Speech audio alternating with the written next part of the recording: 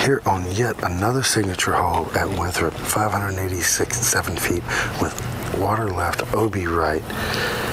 Larry, with a safe shot, throws a straight shot that's going to hyzer back a little bit off to the right-hand side. He should have a hyzer shot approach to the basket. One of the few fairways where OB is not in the center of the fairway, and these guys can actually throw a roller or rip an air shot with not as much fear as every other shot, Julie. The approach to the pin is actually easier if you're on the left-hand side, so the water does definitely come into play here. Avery has definitely threw this right in the water. There's no doubt about it. Never had a chance. Don't know what he was thinking. The idea there was to throw something understable directly at the basket, have it flip up, but that did not flip up. Avery had almost caught Ron Russell there as he was one stroke behind. Going to make it hard on these last 3 holes if he continues to throw it like that. Scott Martin now, I expect we'll see a big power shot out of him. Now he's got the liberty to throw it out over the water and have it hyzer back in safe, and this will put him in a very good spot. Oh, that is really a tough shot to throw as he pats his heart as he had a little rise of heartbeat. Ron Russell now is lining up the roller. I have seen Ron hit the wall with a roller here in practice. That is definitely a possibility. It's a huge, huge shot, but Ron is capable of doing it. It looks like he got over on it a little bit, and it's hooking up a little, but he's going to burn out. Still a great drive for distance-wise with that shot. He missed it just a little. Larry Leonard from about 275 feet. As you said, Julie, out to the left gives you a much straighter approach. Larry's now got to deal with some trees leading into that green, and if he throws a fast shot, he could skip right by that green. That's true. It's hard to tell whether he's got an open hyzer shot or if he's going to have to throw something flippy through the middle of those trees.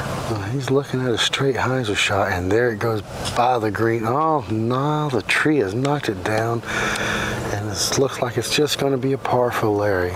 Scott Martin now from about 270 feet, maybe 265. Wind is really starting to pick up as the storm's coming in. Scott's in a good position here. He's got a left-handed hyzer shot towards the wall. He's going to try to get it. That's a good-looking shot. That's a nice shot. He's throwing it right on the bucket, and that stays on the green very close. A great shot by Scott. He'll get a birdie on this hole, and it looks like he will tie himself back up with Larry Leonard. Avery Jenkins here after his early release drive, looking to get up and down for the par. He has a nice open shot towards the basket. Oh, Avery has let an early release go again, and I don't think it's because he's tired. I'm not sure why. That's 2 in a row. Hard to keep your focus for 18 holes on this course, Julie, as I'm sure you can attest to. That is very true. I think it's more of a mental challenge than a physical challenge out here. Here's Ron Russell now. Ron, looking to go straight at the green after a huge roller, even though he missed it a little, has made a nice shot, and he should have a solid birdie effort there. Looks like Larry's going to show us his hot putt, as he doesn't want to surrender that one-stroke lead he's got over Scott Martin. Scott Martin certainly is going to get his birdie here, Julie. Now this is going to be a very difficult putt. Not only is he maybe 60 feet from the pin is elevated by 4 feet, which is going to make it very hard to get that much distance and height. Not to mention those limbs all in front of him there. He's really having some trouble even picking his line, it looks like. Larry's a fighter, though. I wouldn't be surprised to see this have a good opportunity to go in. Look at that. Oh, it looks so good for just a second. Very well executed. Probably the biggest gallery we've ever had. Avery Jenkins now just throwing up, very frustrated after throwing out of bounds and then throwing a horrible upshot. As Ron Russell now has a chance for his birdies righted the ship. And that's a solid birdie for Ron on hole 16 here, one of the most beautiful holes on the course. Larry Leonard now with a simple tap in for his 4s. He does a little straddle out. Solid par for Larry to remain at 21 under. Tied now. We're going to give Scott Martin that putt. We're going to make him do it, but I'm going to say he's going to tie Larry after this tap in there. And Avery just trying to get to the clubhouse.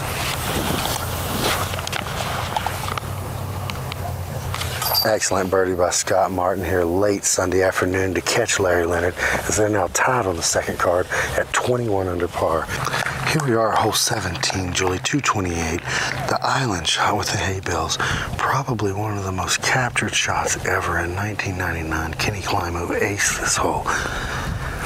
This is not a difficult shot at all, but man, this is an intimidating tee. You have to land inside that circle or you re-tee. Certainly is. One to get in a birdie here before going to hole 18, a very tough closing hole. Scott puts it out over the water, hit it right at the bucket, and oh, he gets up and over the OB, and he's going to have to re-tee, and that's going to be enough probably to separate him and Larry Leonard. Ron Russell now with his mid-range disc. He's got his favorite blue disc this weekend, and I'd expect him to go straight at this, Julie. Yeah, I think that's a good call on this one. He can control this just very well, and a straight-at-it shot is exactly what he did. Absolutely beautiful, and he's going to have himself a drop-in birdie for 2 in a row, and Ron has righted the ship. It's a big shot here for Larry Leonard, as he knows he and Scott are tied with 2 holes to go. I would imagine he is going to do everything he can just to get within that circle, give himself a birdie putt. And it shouldn't be a problem. That wind is knocking that down. That could be dangerous. Oh, he just gets over. And there's lucky Larry Leonard with another break this afternoon. Avery Jenkins now. Avery's looking at the straight shot. I believe he took the Spike Heiser yesterday. Last year I was in Avery's group when he took the Spike Heiser. It hit inbounds and bounced back behind the hail bales. I think that's why he's going with a straight shot now. We had a lot of controversy on this hole yesterday, as 2 of the individuals were not OB, thought they were OB, did not discuss it amongst the group. And there's still a controversy over whether or not that was a rules infraction. Scott Martin now with a smooth Heiser, headed right in the last time. And he skips again, but he stays within the perimeter of the green now, and he'll be putting for his 4. Scott Martin now with a disappointing effort as his disc crawled over for the first shot, looking to get his circle 4 here. Certainly can't afford to miss this, Julie. No, he can't. It's coming down to the end. He really wants to put this one in the basket. And that's a solid putt, a good effort from Scott. But that'll be the 2-stroke swing that'll separate he and Larry. Larry Leonard now with a very fortunate birdie putt as the wind began to push that mid-range disc down as it came out of his hand, and somehow or another he crawled over the bales. I don't expect Larry to hit anything but the center of the chains. Solid birdie effort for Larry to remove him to 22 under and separate himself from Scott Martin with 1 hole to go. Avery Jenkins now on track, looking to get another tap-in birdie. I sure wish Avery could have had some of these short birdie putts to start the day. It might have been a whole different day for him, Julie. Ron with a very easy birdie.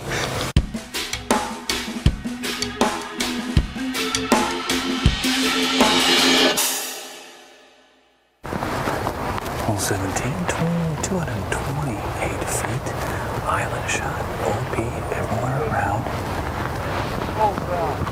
And Gangloff, some controversy with him on this hole yesterday, and he's looking for a repeat as he appeared to be off the edge and into the water for an out-of-bounds penalty. And the marker there indicates, yeah, he did go out. He did go out. Now, the situation that arose yesterday was that it appeared to go out of bounds, but in fact it had not. Some additional strokes were taken. And we'll pick up that story first. Here's Young.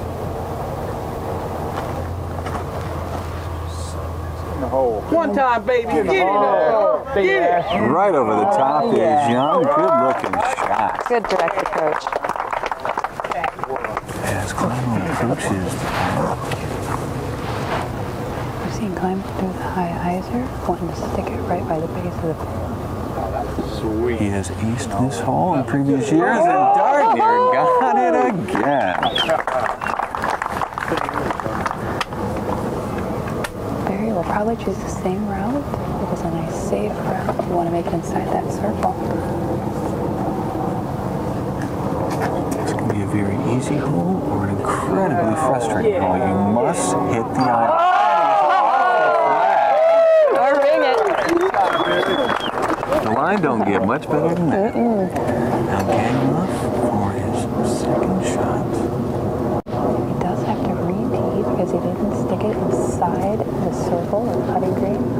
And this one's looking safe. There you go, And better than the situation yesterday. Worm, 20 feet for the deuce. He called us birdie, birdie, birdie. He's got one, sitting good for two. He's had a little bit of a putting wall. He did manage to at least hit the basket, where earlier in the round he couldn't even manage that. Now gang off for two. Picking up on the story, yesterday one shot appeared to go OB. He played two professionals that were not called. Then it appeared that indeed the first shot was in bounds. Tournament director made the call. He got to play the first shot. No penalty strokes were assessed, and he ended up with 3. But on this hole, it is going to be a 4.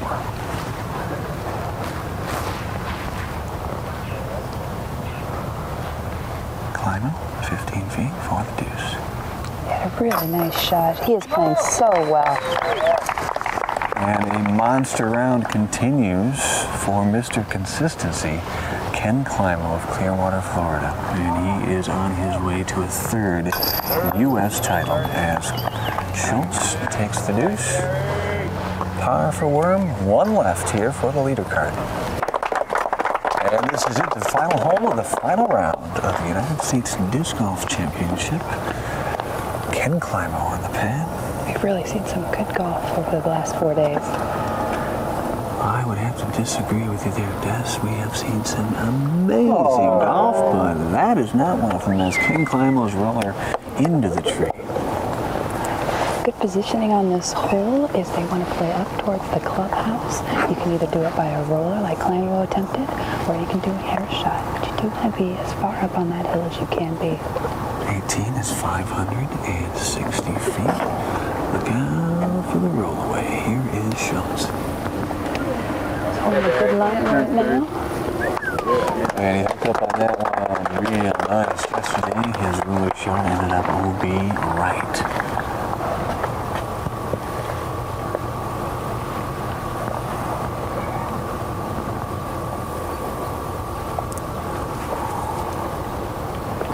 And now Mike Young. He has shot some terrific golf. He's going to get 9 under par yesterday. He's going to air it out on 18. He really wants a strong finish. That's a great shot, long in the middle. So Worm busting it out on 18 with a huge air shot. And finally, Craig Gangloff.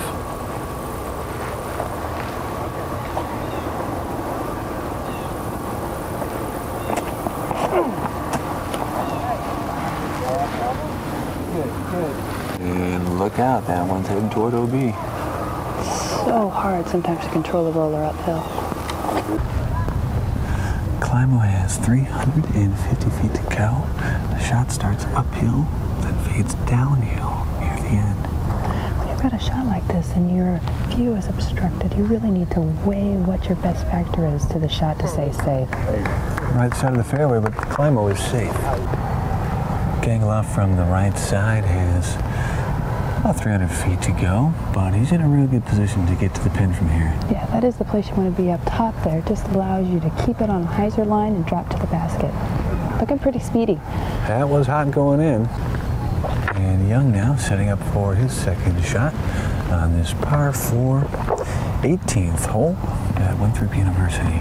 He had an outstanding air shot. We've seen a lot of rollers go off on hole 18. For an air shot to land here, it shows Mike Young's power and consistency. And he is going to be looking pretty good there down on the green. Good shot by Mike Young. Schultz now from 250 after a huge drive. Look at that position he left himself with. He is a great player. You just don't play this hole much better than that. Climo now is 90 feet from the basket downhill. He's just going to play this one safe. He's had a fabulous round, a great tournament, nice finish for him. Gangloff from the edge of the green has 35 feet to the basket. He's really got a nice pin-high putt.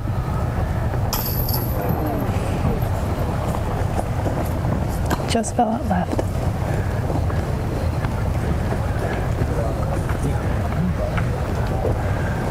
absolutely perfect approach by Worm. And this Unbelievable. for the bird. Yeah, Worm. On this par 4, 18th hole at Winthrop University. A terrific round for Barry Schultz, and looks like he may be coasting to a second place finish when we get all the cards in.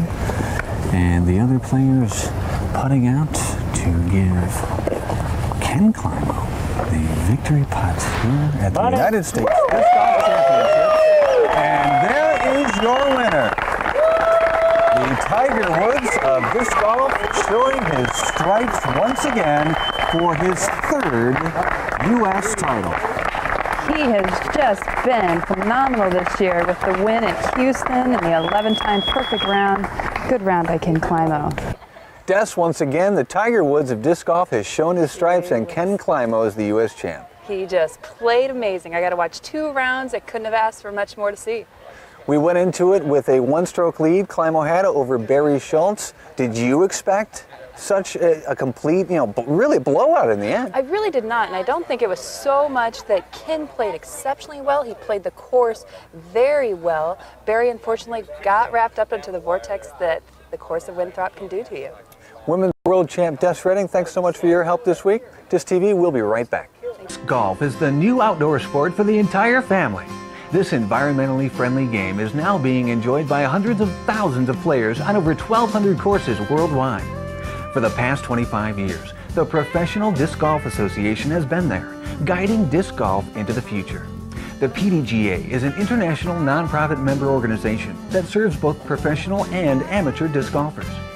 The Professional Disc Golf Association, guiding disc golf into the future. Craig, some controversy arose yesterday in the 3rd round, hole 17. Tell us what happened. Hole 17 has sort of a unique set of out-of-bounds. Bales of hay make a circle on most of a circle, and then the water is the out-of-bounds on the left, and you need to get your drive in the circle or else you have to re-tee. Well, my first shot went a little bit left, hit inbounds, and appeared to dribble into the water. I had never seen one dribble over the edge that had stayed inbounds, so we proceeded to throw another shot as if we were supposed to off the tee and try and get it in the circle. Well, my second shot didn't go in. Well, my third shot finally made it in the circle, but then we got up there, and apparently there was a tuft of grass, a piece of earth that had sort of settled away from the bank, but had not detached itself. Jonathan Poole, tournament director, came over and made a ruling that it was inbounds, and I was able to putt without the penalty strokes, and I missed the putt. Got a 3. But a 3 to me at the time was a whole lot better than a 6, so we were happy about that.